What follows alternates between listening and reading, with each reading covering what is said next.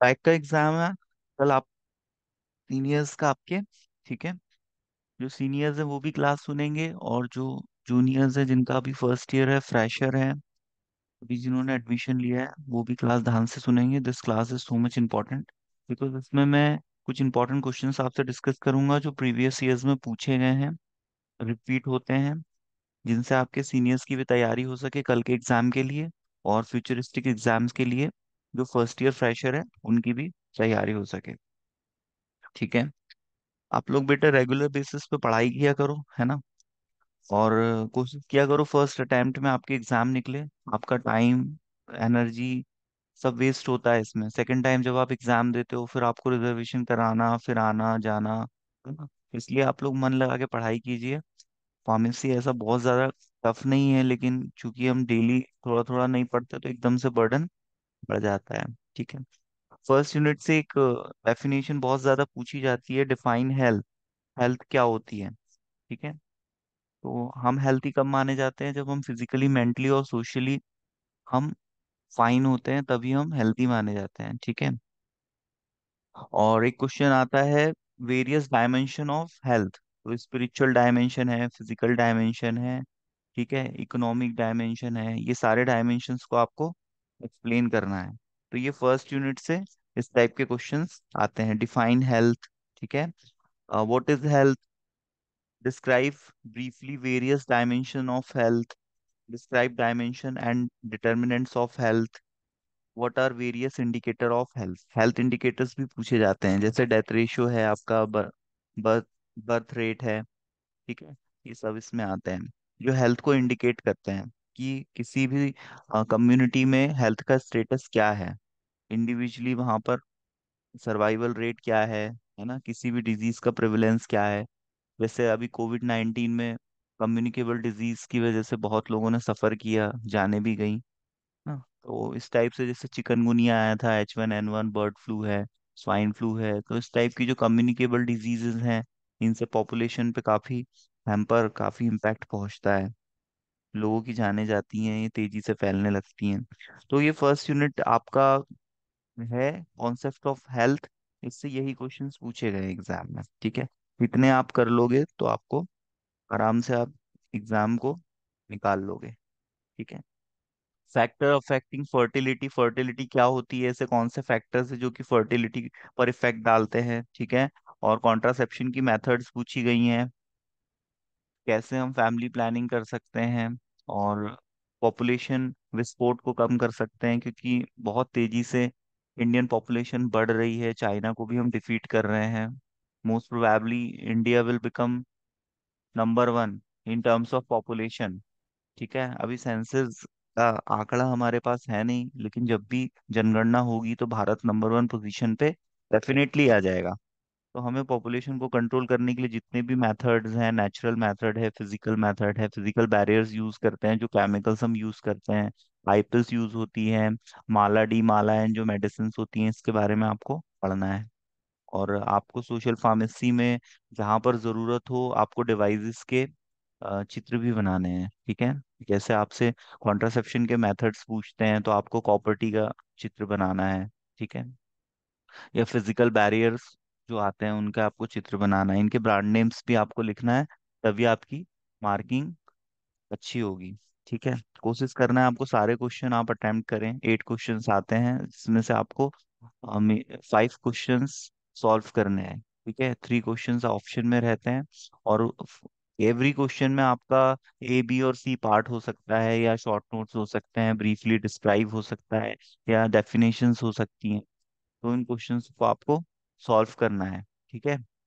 और आपको जो आपकी फर्स्ट कॉपी मिलती है जिसमें 32 पेजेस होते हैं, वो आपको कोशिश करना है कि आप पूरी फिलअप करें, है ना, उसका एक भी पेज ना छोड़ें, ताकि एटलीस्ट आपको ऑन एन एवरेज, यदि 1 पेज पे 1 मार्क्स की मार्किंग भी होती है, तो आप एटलीस्ट 30 मार्क्स तक पहुंच जाएंगे। और आपके 30 प्लस अराउंड, सभी लोगों को शायद 15 प्लस ही सेक्शनल में मार्क्स हैं, तो इस हिसाब से आप लोग पास हो जाओगे। 40% आपके पासिंग मार्क्स है।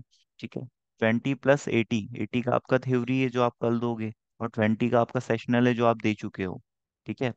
तो इसमें मैं एवरेज यदि मानूं कि 18 मार्क्स भी किसी को मिले हैं, तो आउट ऑफ 80 पास होने के लिए 22 मार्क्स चाहिए।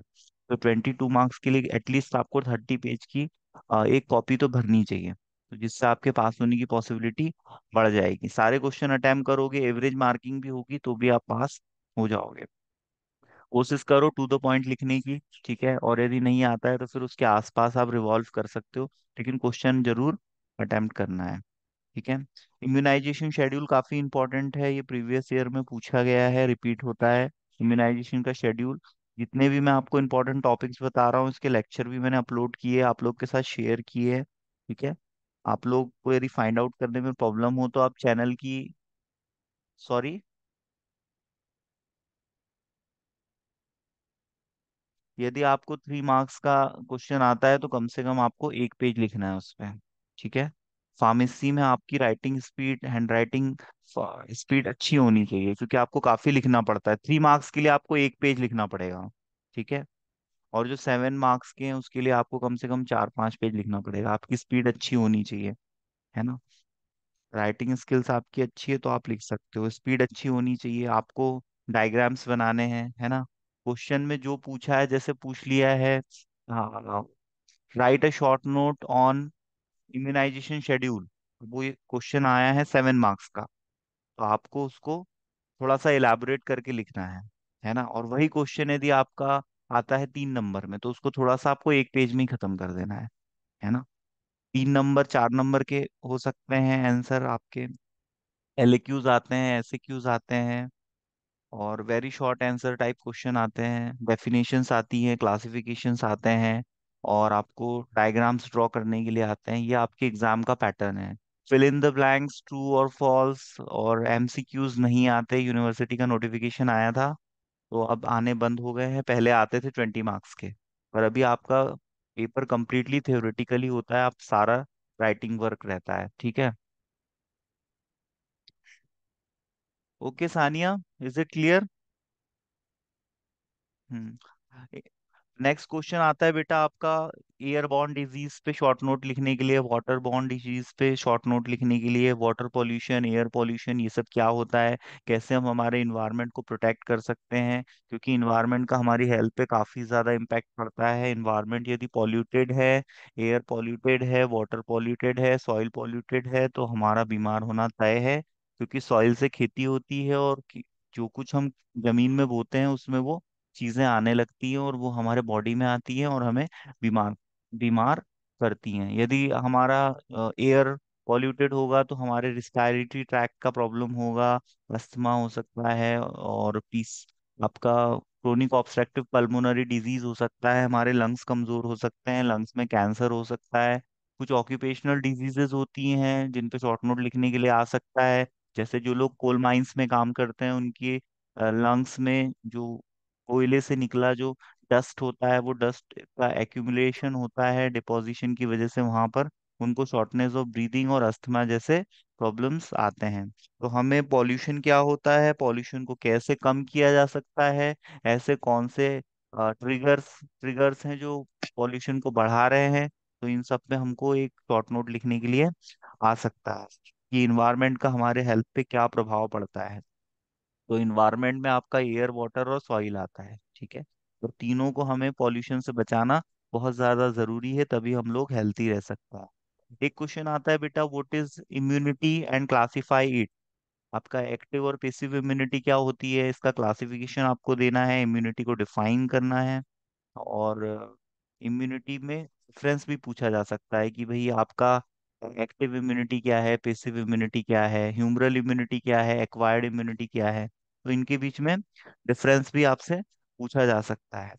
अब बायोमेडिकल वेस्ट मैनेजमेंट पे शॉर्ट नोट लिखने के लिए आ सकता है, इंडस्ट्री से जो सीवेज निकलता है, वेस्ट मटेरियल, उसको कैसे डिस्पोज करते हैं, हॉस्पिटल से जो सीवेज निकलेगा, है ना, जो वेस्ट निकलेगा, उसको हम कैसे डिस्पोज करेंगे, क्योंकि इसका प्रॉपर डिस्पोजल बहुत ज्यादा जरूरी है। इसको या तो हम बर्न करेंगे, या तो हम उसको गड्ढे खोद के उसमें गड़ा देंगे, या तो हम कोई केमिकल ट्रीटमेंट देंगे, या तो हम इसकी शेडिंग करेंगे, कटिंग करेंगे, उसको इस फॉर्म में लेके आएंगे कि वो हमारे इन्वायरमेंट को डैमेज ना करे, ठीक है। प्रॉपर सीवेज का डिस्पोजल बहुत ज्यादा जरूरी है, तो इस पे भी आपको शॉर्ट नोट लिखने के लिए आ सकता है।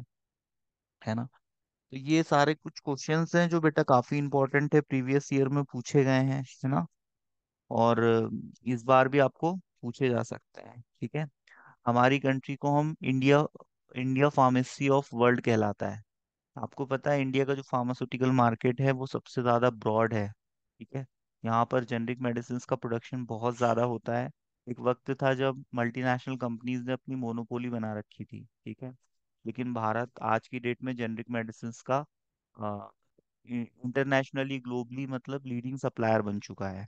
क्योंकि यहाँ पर जो फार्मासिस्ट है उन्होंने बहुत ज़्यादा इनक्रेडिबली वर्क किया है। काफ़ी सिंसियर फार्मासिस्ट है हमारी कंट्री के, जो कि बहुत ही कम सैलरी पे काम करते हैं और बहुत ज़्यादा मेहनत करते हैं। अभी भी आपने देखा होगा पेंडेमिक के टाइम पे इंडिया ने वैक्सीन्स बनाए और दूसरे देशों को सप्लाई किए हैं। तो उससे भारत का जो जीडीपी में फार्मास्यूटिकल सेक्टर का कंट्रीब्यूशन है वो काफ़ी अच्छा रहा है, और ये इसका जो ग्राफ है वो दिन ब दिन ऊपर बढ़ते जा रहा है। तो फार्मेसी में आपका स्कोप बहुत ही बढ़िया है बेटा, आप सिंसियरली पढ़ाई करें, है ना। और बहुत सारा स्कोप है आपके लिए, है ना? मेडिकल स्टोर तक ही सीमित नहीं है फार्मासिस्ट। स्कोप ऑफ फार्मेसी भी आपको लिखने के लिए आ सकता है शॉर्ट नोट। और responsibilities and workload of pharmacist भी आ सकता है, कि फार्मासिस्ट की क्या जिम्मेदारी होती है, क्या काम करता है फार्मासिस्ट, है ना। कैसे वो देश की सेवा कर सकता है, कहाँ कहाँ पर जॉब कर सकता है, काम कर सकता है, कौन से बिजनेसेस कर सकता है। तो ये सब आपको उसमें लिखना पड़ेगा। क्या होता है बेटा, हमारे जो फंडामेंटल राइट्स हैं उसमें एक राइट होता है, राइट टू लिव, जीने का अधिकार।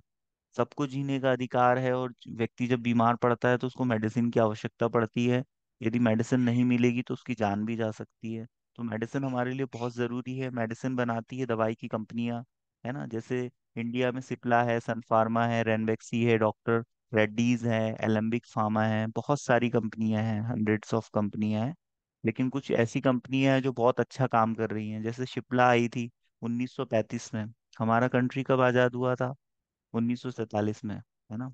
उसके पहले 1935 में शिप्ला जब कंपनी आई थी, तो इसने जो एमएनसी थी उसकी मोनोपोली को खत्म करके बहुत ज्यादा ड्रग्स की सप्लाई की, मेडिसिन की, जब सेकेंड वर्ल्ड वॉर आया तो इससे शिप्ला बहुत ज्यादा पॉपुलर हो गई। एक वक्त था मलेरिया फैल गया था, बहुत लोगों की जान जा रही थी। मलेरिया पे शॉर्ट नोट लिखने के लिए आता है, आप तैयार कर लीजिएगा। हाइड्रोक्सी क्लोरोक्वीन दवाई इसके ट्रीटमेंट में यूज होती है। फार्माकोग्नोसी में भी आपने एक ड्रग पढ़ रखी है, सिंकोना बार्क, ठीक है। सिंकोना बार्क से हमें क्विनिन मिलता है, जो कि मलेरिया के ट्रीटमेंट में यूज होता है, सिंकोना बार्क, ठीक है। एक ओग्नोसी में पढ़ा होगा आपने, ठीक है। तो मलेरिया और डिसेंट्री क्या होती है, इस पे शॉर्ट नोट आ सकता है। डायरिया पे शॉर्ट नोट आ सकता है। डिसेंट्री और डायरिया, लूज मोशन का प्रॉब्लम होता है, पतली टट्टी लग जाती है, वाटर लाइक फीसेस पास होते हैं, और इसकी frequency more than 5 times in a day होती है, ठीक है। और डिसेंट्री और डायरिया में डिफरेंस ये होता है बेटा, डिसेंट्री इन्फेक्शन की वजह से होती है। यदि कोई माइक्रोब्स का इन्फेक्शन हो गया है उस वजह से डिसेंट्री होगी, है ना। आपके फीसिस के साथ म्यूकस आ सकता है, चिपचिपा सा लसलसा पदार्थ आ सकता है। और डायरिया जो होता है बेटा डिहाइड्रेशन की वजह से होता है, या बॉडी में एक्सेस हीट की वजह से होता है। ड्यूरिंग समर समर सीजन क्या होता है, हीट बढ़ जाती है, या हम बहुत ज्यादा स्पाइसी फूड खा लेते हैं, या हम बहुत ज्यादा गरिष्ठ भोजन कर लेते हैं, जिस वजह से हमारा पेट खराब हो जाता है और लूज मोशंस हो जाते हैं। तो इसके ट्रीटमेंट के लिए हम WHO रिकमेंड करता है ORS थेरेपी, जिसको हम कहते हैं ओरल रिहाइड्रेशन सॉल्ट। इसमें इलेक्ट्रोलाइट प्रेजेंट होते हैं जो हमारे वाटर के रिटेंशन को हमारी बॉडी में फिर से मेंटेन करते हैं, बनाए रखते हैं, जिससे हमारे लूज मोशन ठीक हो जाते हैं। इसमें जिंक सल्फेट का टेबलेट भी दिया जाता है केले खाने से, और कुछ नेचुरल रेमेडीज भी है जिससे डायरिया को कंट्रोल किया जा सकता है। तो मलेरिया, डिसेंट्री और डायरिया, इन तीनों के मेडिसिन सिप्ला ने सप्लाई किए थे सेकेंड वर्ल्ड वॉर में। तब से भारत का नाम विश्व पटल पे आना शुरू हुआ, और आज की डेट में भारत कहा जाता है फार्मेसी ऑफ वर्ल्ड, ठीक है। वर्ल्ड की फार्मेसी है इंडिया, क्योंकि ये सबसे ज्यादा मेडिसिन का प्रोडक्शन करता है, जेनरिक मेडिसिन का, और बहुत ही चीपर कॉस्ट पे। पूरे विश्व में सबसे सस्ती दवाइयां भारत में मिलती है, आपको जान के बड़ा आश्चर्य होगा। इसीलिए भारत से हर देश दवाइयों को इंपोर्ट करता है। इंपोर्ट मतलब होता है दूसरे देश से हमारे देश में किसी चीज को ऑर्डर करके मंगवाना, और एक्सपोर्ट मतलब होता है हमारे देश से किसी चीज को दूसरे देश में भेजना। तो जेनरिक मेडिसिन का भारत सबसे बड़ा एक्सपोर्टर है, ठीक है। और जैसे यूनाइटेड स्टेट्स है, चाइना है। लेकिन एक चीज है बेटा, भारत चाइना पे डिपेंड करता है रॉ मटेरियल के लिए। मैंने आपको बताया था ड्रग्स में एपीआई होता है, एक्टिव फार्मास्यूटिकल इंग्रेडिएंट, जो बीमारी को ठीक करता है। तो भारत चाइना से एपीआई की सप्लाई लेता है ना। और जैसे वैक्सीन बनानी है तो उसका जो रॉ मटेरियल है वो यूनाइटेड स्टेट से आता है। तो रॉ मटेरियल के लिए भारत डिपेंड करता है दो देशों पर, लेकिन मैन्युफैक्चरिंग भारत की सबसे ज्यादा स्ट्रांग है। ठीक है। अब एक वक्त था जब साउथ अफ्रीका में एचआईवी एड्स बहुत ज्यादा फैला था। एचआईवी एड्स पे बेटा आपको शॉर्ट नोट लिखने के लिए आता है, ठीक है। ये एक वायरस से होने वाली डिजीज है ना, जिसमें इम्यून सिस्टम कमजोर हो जाता है और जो वायरस से लड़ने वाले हमारे टी सेल्स होते हैं वो मरने लगते हैं। और इसकी जांच के लिए हम एलिसा टेस्ट करते हैं इसकी डायग्नोसिस के लिए।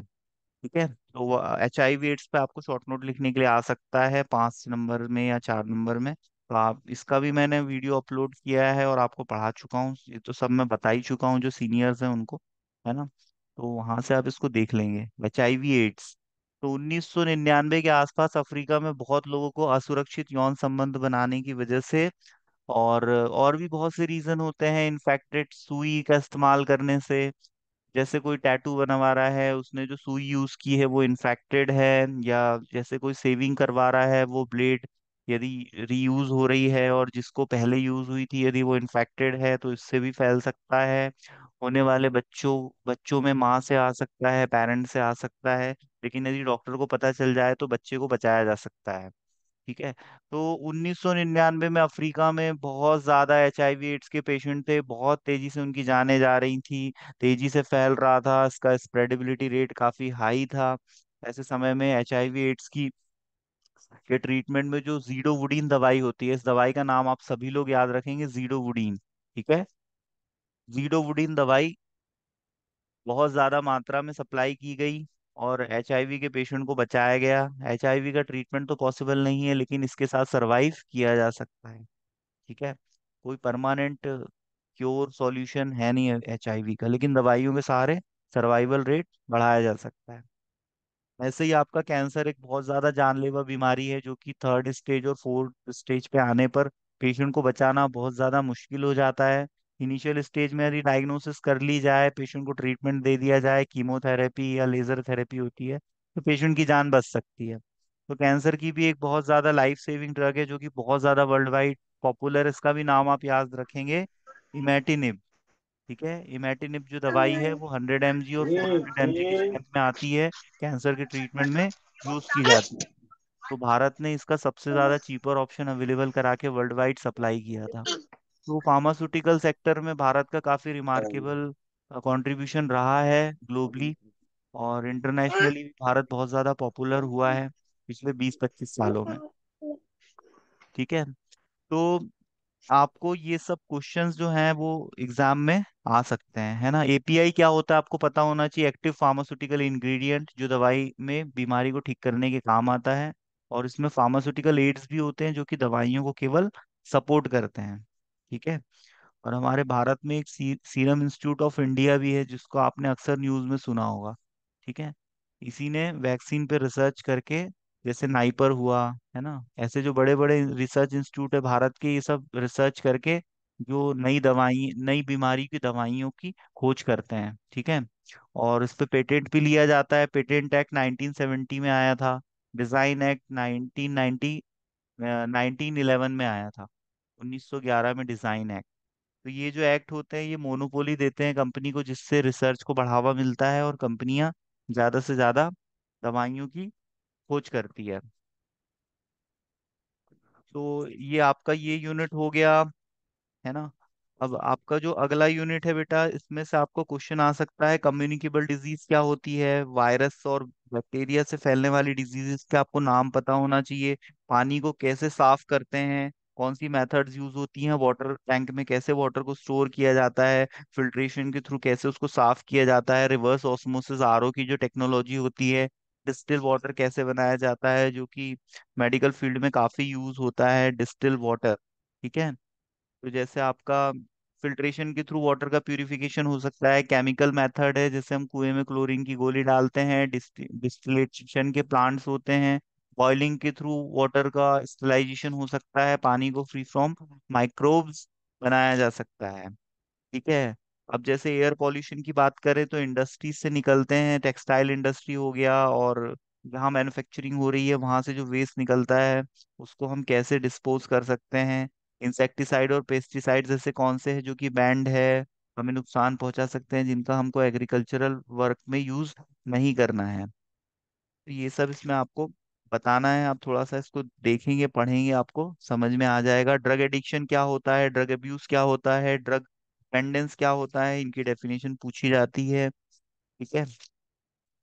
और साइकोट्रॉपिक सब्सटेंसेस क्या होते हैं, नार्कोटिक सब्सटेंसेस क्या होते हैं, इसमें आपका जैसे अल्कोहल आता है, मैरिजुआना आता है।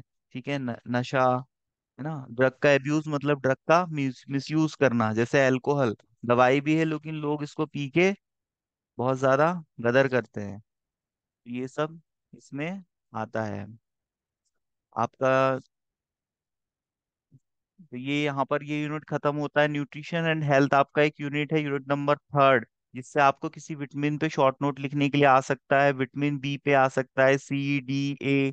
आयोडीन की डेफिशिएंसी से घेंगा गाइटर नाम का रोग होता है। विटामिन के, ये ब्लीडिंग डिसऑर्डर के ट्रीटमेंट में इंजेक्शन फॉर्म में दिया जाता है। एनीमिया पे आपको शॉर्ट नोट लिखने के लिए आ सकता है। एनीमिया मतलब लैक ऑफ आरबीसीएस। आरबीसीएस पे जो हीमोग्लोबिन है उसकी डेफिशिएंसी की वजह से एनीमिया होता है। मेगेलोब्लास्टिक एनीमिया, एप्लास्टिक एनीमिया और पर्निशियस एनीमिया, ये सब एनीमिया के टाइप है। ठीक है। इसका रीजन क्या होता है ये हमको पता होना चाहिए। बैलेंस्ड डाइट क्या होती है ना, हमारी डाइट में प्रोटीन, कार्ब्स और मिनरल, विटामिन ये इनफ क्वांटिटी में होने चाहिए। इस पे आपको शॉर्ट नोट लिखने के लिए आ सकता है। क्लासिफिकेशन ऑफ कार्बोहाइड्रेट आ सकता है। प्रोटीन की डेफिशिएंसी से होने वाली डिजीज पे शॉर्ट नोट आ सकता है। इसमें क्वाशियोरकर और मरासमस आता है, जिसमें छोटे बच्चे कमजोर पड़ जाते हैं। डेली रिकमेंडेशन है 1 ग्राम पर केजी के हिसाब से हमारी बॉडी में प्रोटीन जाना चाहिए। हमको दालों से मिलता है, पल्सेस से, और नॉनवेज में चिकन और मीट से हमको भारी मात्रा में प्रोटीन मिलता है। तो हमें किसी भी विटामिन और प्रोटीन से होने, किसी भी मिनरल और कार्ब्स, प्रोटीन और लिपिड, इनकी डेफिशिएंसी से होने वाली डिजीजेस के हमें नाम पता होना चाहिए। तो विटामिन आपको पढ़ना है, मिनरल के बारे में पढ़ना है, कौन से मिनरल का हमारी बॉडी में क्या रोल रहता है, उसकी डेफिशिएंसी से कौन से रोग होते हैं, विटामिन का क्लासिफिकेशन, और विटामिन के सोर्सेज क्या है, और उनकी डेफिशिएंसी से होने वाली डिजीजेस। तो ये सब इस यूनिट से पूछा जाता है बेटा। फूड क्या होता है, बैलेंस डाइट क्या होती है ना, कार्ब्स क्या होता है, प्रोटीन क्या होता है, कितनी जरूरत है, ये सब आपको पढ़ना है कल के एग्जाम के लिए। तभी आपका बेड़ा पार होगा। ठीक है। तो सभी अपनी नाव को डूबने से बचाएं और पढ़ाई करें। एडल्ट्रेशन क्या होता है बेटा, मिलावट क्या होती है, कितने प्रकार की होती है। फोर्टिफिकेशन ऑफ फूड क्या होता है ना। ये सब आपसे क्वेश्चन पूछे जा सकते हैं, सब मैं आपको पढ़ा चुका हूँ।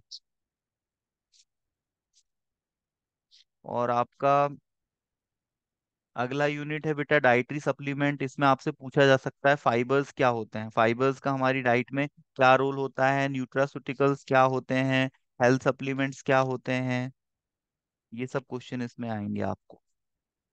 नेक्स्ट यूनिट है बेटा आपका इंट्रोडक्शन टू माइक्रोबायोलॉजी। इसमें आपको माइक्रोबायोलॉजी का कुछ पोर्शन पढ़ना है, जैसे क्लासिफिकेशन ऑफ माइक्रो ऑर्गेनिज्म। ठीक है। और label diagram of bacteria cell का आपको लेबल डायग्राम आ सकता है। वायरस क्या होता है, वायरस का क्लासिफिकेशन पूछ सकते हैं। और आपका स्टेनिंग टेक्निक क्या होती है, स्टेनिंग के मेथड्स पूछ सकते हैं। माइक्रोस्कोप का माइक्रो ऑर्गेनिज्म का आइडेंटिफिकेशन कैसे करते हैं, स्टेनिंग पे क्वेश्चन आता है आपको। और ग्राम पॉजिटिव और ग्राम नेगेटिव बैक्टीरिया क्या होता है, ग्राम पॉजिटिव स्टेनिंग क्या होती है, ग्राम स्टेनिंग और एसिड फास्ट स्टेनिंग में क्या डिफरेंस होता है। इतने क्वेश्चन इस यूनिट से आपको पूछे जा सकते हैं। तो आप बैक्टीरिया, वायरस, उनका क्लासिफिकेशन और स्टेनिंग टेक्निक, इतनी चीजें इस यूनिट से आप पढ़ लेंगे तो आपका ये यूनिट कंप्लीट हो जाएगा। इपिडेमियोलॉजी से क्वेश्चन आता है, write a short note on epidemiology. ठीक है। इपिडेमियोलॉजी क्या होती है, और आपका इसमें यही इंपॉर्टेंट है बस, इपिडेमियोलॉजी क्या होती है और इपिडेमियोलॉजिकल मेथड्स क्या होते हैं, बस। ये दो क्वेश्चन आएंगे आएंगे। तो पेंडेमिक क्या होता है ना, ऐसी छोटी छोटी डेफिनेशन आ सकती है। कम्युनिकेबल डिजीज से आपको 100% बेटा क्वेश्चन आएंगे, जो मैं बता रहा हूँ। HIV एड्स पे और BCG पे आपको शॉर्ट नोट लिखने के लिए आ सकता है। ठीक है, ट्यूबरकुलोसिस क्या होता है, वूफिंग कफ क्या होता है, डिफ्थेरिया, है ना, काली खांसी, कुकर खांसी, ये सब इनके हिंदी नाम होते हैं। ठीक है, तो ये आपको पढ़ लेना है। पोलियोमेलाइटिस क्या होता है, हेपेटाइटिस पे शॉर्ट नोट आ सकता है। मलेरिया, मलेरिया पे शॉर्ट नोट आ सकता है। और आपका ऐसा भी आ सकता है, write a short note on STDs। STDs का फुल फॉर्म होता है सेक्सुअली ट्रांसमिटेड डिजीज। असुरक्षित यौन संबंध बनाने से डिजीज फैलती है, एक प्रकार का इन्फेक्शन होता है, जिसके एग्जाम्पल है सिफेलिस और गुनोरिया। तो या तो क्वेश्चन आएगा write a short note on syphilis and gonorrhoea, या तो क्वेश्चन आएगा write a short note on STDs। तो आपको इसमें कंफ्यूज नहीं होना है। STD में का एग्जाम्पल है सिफेलिस और गुनोरिया। तो इसके बारे में आपको बताना है, इसका कॉजेटिव एजेंट क्या है, इसका इंक्यूबेशन पीरियड क्या है, ये कैसे फैलता है, कैसे इसका बचाव किया जा सकता है, और किस तरह की ड्रग ऑफ चॉइस हम इसमें यूज करते हैं इसके इलाज में। तो ये सब इसमें आ जाएगा। आपका टिटनस, टिटेनस पे आपको आ सकता है ना। तो ये इसके यूनिट के इंपॉर्टेंट क्वेश्चन है, इसको आप थोड़ा सा देख लेंगे तो आपका ये यूनिट कंप्लीट हो जाएगा। मन लगा के बेटा पढ़ाई करो, कल एग्जाम है 11 बजे, बहुत कम समय है, लिमिटेड टाइम है। फोन वोन, व्हाट्सअप, फेसबुक, सोशल मीडिया कम कर दो, पढ़ाई पे ज्यादा ध्यान दो। और जो इंपॉर्टेंट क्वेश्चन है प्रीवियस ईयर में पूछे गए हैं, उनकी उनकी स्टडी ज्यादा करो, ताकि आप लोग आसानी से पास कर पाओ, आपको लाइसेंस मिल सके, आप अपना मेडिकल स्टोर खोल पाओ, और 2 साल का डिप्लोमा 2 ही साल में कंप्लीट हो। ऐसा ना हो कि वो 3-4 साल में हो रहा है, एक पेपर को 3 से 4 बार देना पड़ रहा है। ऐसा होना सही नहीं है। फीस दे रहे हो, अपने पैसों की वैल्यू करो, मन लगा के पढ़ाई करो। इसका कोई सब्सिट्यूशन नहीं है मेहनत का। ठीक है। और लास्ट यूनिट है बेटा आपका फार्माको इकोनॉमिक्स। फार्माको इकोनॉमिक्स में आप देख लेना, इससे तो वैसे बहुत ज्यादा क्वेश्चन नहीं पूछे जाते हैं, है ना। थोड़ा सा आप इसको पढ़ लेना। तो इतनी चीजें हैं भैया, कल के पेपर के लिए मन लगा के तैयारी करो। कोई डाउट रहेगा तो मुझसे व्हाट्सएप पे पूछ लेना, आप लोग कांटेक्ट कर लेना, है ना। आप में से किसी को कोई डाउट हो तो वो पूछ सकता है। कुछ पूछना है आप में से किसी को? हम्म। मैं तो अब आपसे क्या पूछूं, कल ही परीक्षा है ना। बस आप लोग पढ़ाई करो, उतना ही बहुत है। ठीक है। बेस्ट ऑफ लक कल के एग्जाम के लिए, है ना। मन लगा के पढ़ाई करो और अच्छे से लिख के आना। ठीक है। एक कॉपी सभी को भरना है। ओके। हम्म। ठीक है। चलो, है ना। Best of luck.